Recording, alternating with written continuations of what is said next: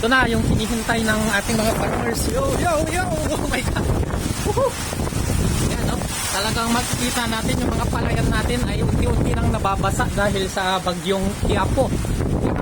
Ito na ngayon yung hinihintay ng ating mga magsasaka dito sa buong Northern Luzon, lalong-lalo na dito sa aming bayan ng Lasam. At kung makikita nyo po, tayo ay basang-basa at nakikita natin na may kalakasan itong ulan na bahagi ng bagyong Quiapo.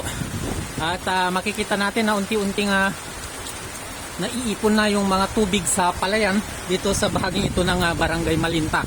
At magandang pangitain ito dahil ibig sabihin lang nito ay magkakaroon na ng pagkakataon ng ating mga magsasaka na makapagtanim ngayon ng kanilang mga palay.